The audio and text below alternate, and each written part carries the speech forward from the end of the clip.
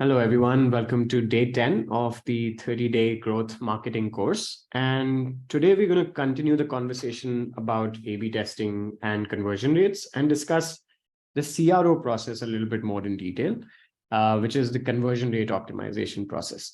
And conversion rate, as you might have seen till now, is going to be the key metric of the funnel. So when we define the growth funnel, we define the A3R3 funnel.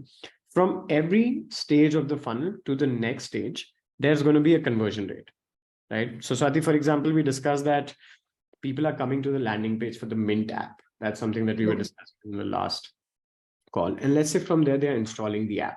The journey doesn't end there, right? So there's going to be a conversion rate of the landing page to the app installs.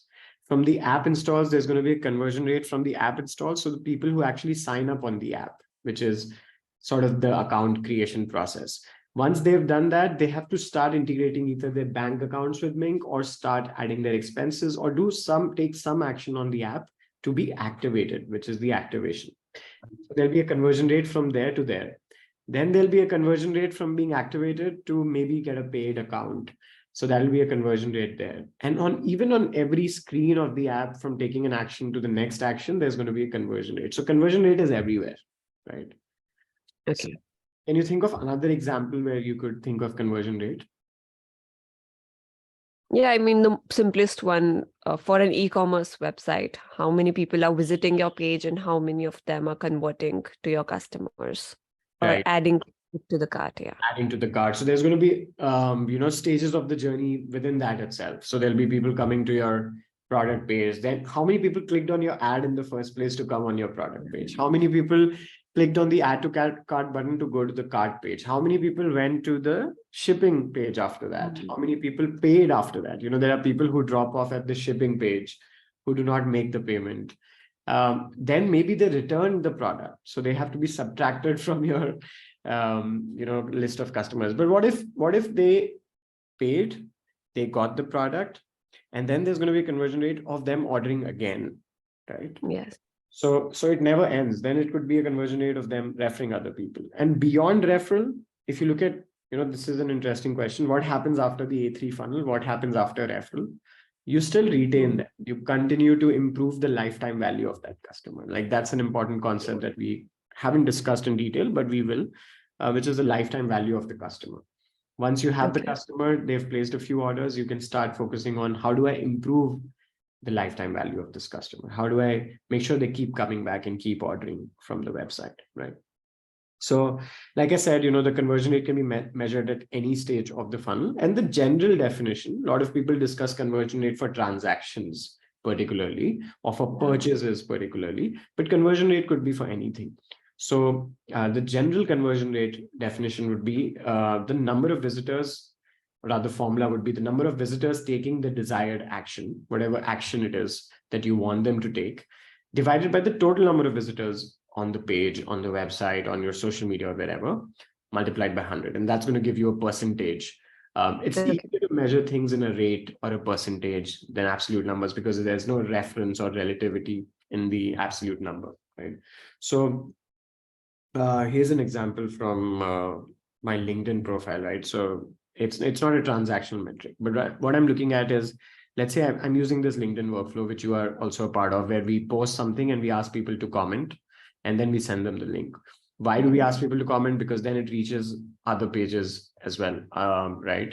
So let's open the LinkedIn profile. There are many, hidden conversion rates here and there. So this person has made this post, for example. Now, let's see what action he wants me to take. We just launched our YouTube content strategy blueprint for free. We had a lot of requests to get started on YouTube. We combined and this is the link, right? So what do you think his conversion, what is the metric? What is he looking for from this post? Here he's, the conversion rate for him would be, if we go and click on his link. Right. So this would be the first thing would be the CTR from his post. So the conversion from the post to the page, that's my first conversion. But the absolute conversion he's asking for is for me to get this. right? Which is something dominate your YouTube niche, whatever. Let's see. So now he's looking at me getting this.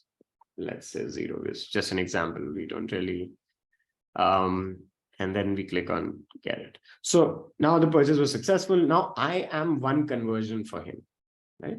I'm one conversion for him, but this really does not mean much to him. What would mean more is if it's 1%. Let's say he would know that, okay, out of 100 people who saw this link, that means this landing page, this is his landing page.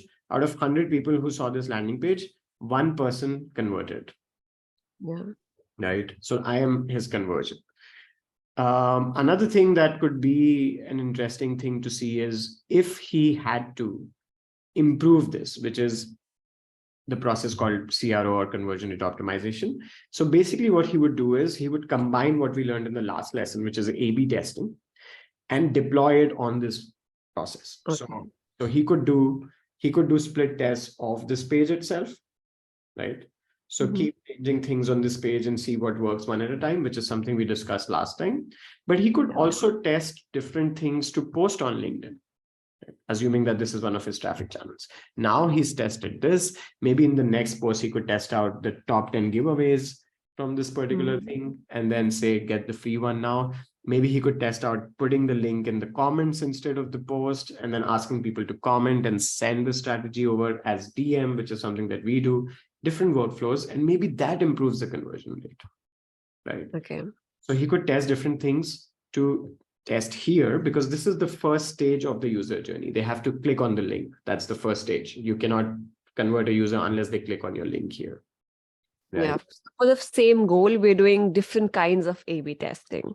Correct. Eventual goal is to improve conversion rate. Maybe I hope that, his audience is mapped to this particular product, but maybe his audience is not the right audience for this product.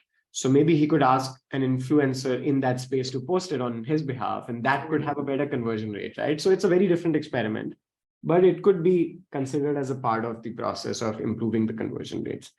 However, traditionally, when we use the word, or more generally, when we use the word conversion rate optimization, we are typically referring to things that we do on the landing page itself.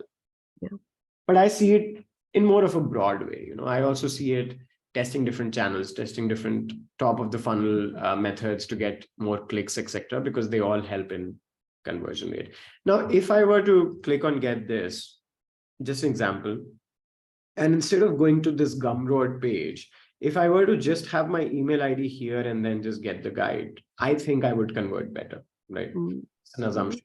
But I think it'll be easier for users if they just click on get this, and then there's an email ID option here. Since it's free, I feel that their goal from this is basically to acquire email IDs, right? Yeah. So I would prefer to have an email ID box here and then just click on get this. It comes to my email ID, they get my email ID, job is done. Unless they are looking for this sort of fair price, they're looking for getting some payment here. But, that's honestly up to them, like what they are looking for. So yeah, not saying that they're doing something right or wrong, but just an example of how this could have A/B testing to improve conversion rates. So A/B testing, we'll go back to the chart after this, but so you use A/B testing at each stage for CRO. So A/B testing is used to test all of these elements, like I said, and then these small changes add up. And then we can also apply it to other pages. So for example, if they have this product, but they also have another product, so maybe they have a few tools. Right now they have this tool, but tomorrow they add another tool. So they can use the learnings of the CRO process from here and apply it to the new landing page for the new tool. Okay. So that's sort of a scalable process because you keep learning and then you could just use it for your future tools as well. So before we end, here are some examples, just to some people think only as transactions or getting email IDs as conversions. So here are some things that you can measure conversion rate for. In case of a SaaS, you could do it for blog traffic to free trials. I'm getting traffic on my blog post, and then how many of them are signing up for my free trial to my product. Then the conversion rate from free trials to paid signups, right? These are now subscribers paying for my SaaS. Then the conversion rate from paid subscribers to people who renew the plan. Right? Then finally, from these customers to advocates or referrals, right? So I'll show you one example, which I like, which is like ClickUp versus Asana. Let's say I'm trying to make a decision of which one is better. And then ClickUp has this landing page where they're using the keyword Asana and they're saying the flexible feature-rich alternative to Asana. And this is the lead generation option, well-optimized landing page. And then there is sort of a table to, go through the pros and cons of each. You can even import your data from Asana if you're shifting from Asana.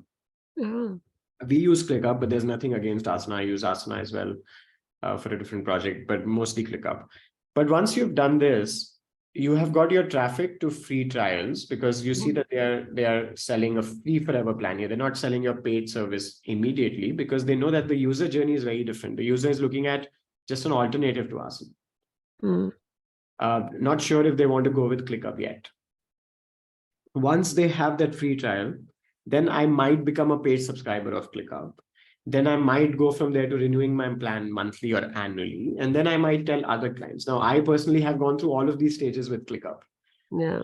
But I was doing Trello versus, finding an alternative to Trello, because I was Trello before, then I went on their blog. I have gone through the exact same customer journey with ClickUp. So you've seen this in action, but now you'll be able to think about how they are mapping this journey. Right? So all of these are different conversion rates that you can measure and then improve on. Mobile apps, you had asked about mobile apps. So listing page visitors to app installs. Now we have edupops.com, which is sort of a landing page. And we also have a listing page on Google. So let's see what a listing page looks like. This is a listing page, right? So elements on the listing page can be optimized for conversion rates. Like these images can be changed to see which images convert better. This content can be changed. Ratings and reviews, you don't have a lot of control over them, but you can reply to ratings and reviews. That could have an impact on conversion rate. On the landing page, you can test different headlines. You can test different images. We added the badges and logos to build more trust with people. There are different experiments that we ran here to improve CRO. You see that this also shows like people who have recommended us on Product Hunt and otherwise on different channels. Then we have some reviews from people. Like these are all ways to improve rates. In the worst case, if we think people are not ready to install the app yet, in the worst case, we would like them to give in their email IDs for a newsletter, so we can then keep in touch with them. But eventually, you are testing this. You're measuring the listing page visitors to app installs, but then you're also measuring app installs to account signups to activated users to paid users to referring users. Like it just goes on and on. So with e-commerce, this is an example you gave me. So add product to wish list. That's another one, right? How many people are adding to wish list, if not the cart? Right? Add product to cart is another one. Cart to checkout is another one. Checkout to shipping to payment. And then you have this beautiful sort of a funnel where you see, okay, 6% product to cart, 4% to checkout, 3% to shipping, 2% to payment. So your overall e-commerce conversion rate for transactions becomes 2%. Okay, great. Yeah. Until now, even I thought that conversion was something which is calculated at the final step. So right. Checkout and app installs, for example. Right. So it could be at any of those stages, which is why I use this term called general conversion rate and transaction conversion rate or purchase conversion rate. And it's actually the order rate, right, which we refer to as conversion rate in the vernacular. That's how it's just become popular. But conversion just means getting people to take a desired action. And that's a conversion. Moving them ahead to the next step on your journey. Yeah. Exactly. So, and your job is to guide them to the next step as a marketeer. Right. So if you're able to convert them, essentially you're able to help them because you're able to guide them to the next step to solving their problems, not your problems. Like that's something we sometimes get wrong. They're not solving the marketeer's problem. They're solving their own problem. And if you help them solve their problem better, then you're able to convert them better. So another example is let's say I have some skin issue and I want to buy a skin product to fix that issue. So I'm solving my own problem. Yes. Just by optimizing for this conversion rate, you're helping me solve my problem. Right? If I'm really looking for an app to watch short videos for learning, like this landing page, I am basically solving the user's problem by optimizing the conversion. Yeah. So that's something to keep in mind, that you're not solving to to ease your pain as a marketeer. You're solving the user's problems. Right. That'll give you like a better mindset to go on with. It's not just a way to get conversions. It's a way to solve the problems of the users, and then you'll be able to think in different ways to run the experiment. You'll start speaking their language. You'll start writing copy. Copywriting is a big part of conversion rate optimization. We have a separate lesson on that, yeah, we'll discuss that in the next lessons. But you'll be able to think like those people if you really want to solve their problems, versus if you just want to think about this number of 2%, 2.5%. That's like a common thing that marketeers do. They just think like 2%, 3%, 2% to 3%. But they're not thinking that if 1,000 people come to my page, now I'm solving 30 people's problems instead of 20 people's problems. Right? I'm able to add value to 10 more people in this world. That's a different way to think about it, but it all leads to the same thing. The math works the same way. The process works the same way. It's just a mindset shift. Right. It's always better if you become your target audience. Right. Exactly. So you come up with better experiments that are more suited for your audience if you become. Great. Awesome. So that was all for conversion rate optimization, and we'll catch up in day 11. Thanks, Swati. Thank you.